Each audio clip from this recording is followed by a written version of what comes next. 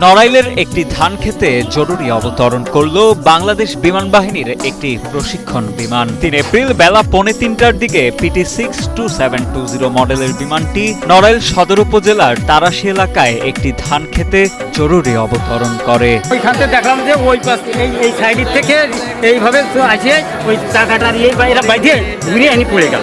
এলাকাবাসী ও fire service সূত্রে জানা যায়, যশোর বিমানবন্দর থেকে দুপুর 1:34 উড্ডয়ন করা প্রশিক্ষণ বিমানটি বিকাল 3:45টার দিকে নড়াইলের তারাশী এলাকার বিলের ওপরে উঠতে দেখা যায়। এরপর হঠাৎই বিমানটি ওপর থেকে নিচের দিকে নামতে থাকে। এক পর্যায়ে ধান খেতে নেমে পড়ে বিমানটি। এ সময় ওই বিলে কাজ করতে থাকা কৃষক ও এলাকাবাসী ভয়ে ছোটাছুটি করতে থাকেন।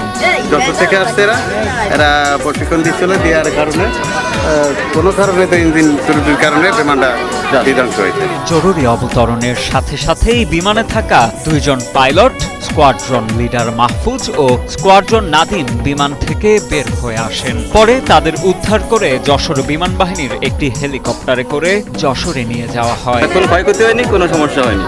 পাইলটদের উদ্ধার করে নিয়ে যাওয়া হয়েছে, আর বাদ বাকি বিমান এখন আছে এলাকার দর্শক দেখতেছে। উনাদের কোনো কথা নেই, আসে তখনই বলো কি আমরা এখনই 10 মিনিটের মধ্যে আমাদের আসবে হেলিকপ্টার। তখনই 10 মিনিটের ভিতরে হেলিকপ্টার নামলো, ওনারা 2 জন যে ওনারা নামলো আর ওনারা উঠেই।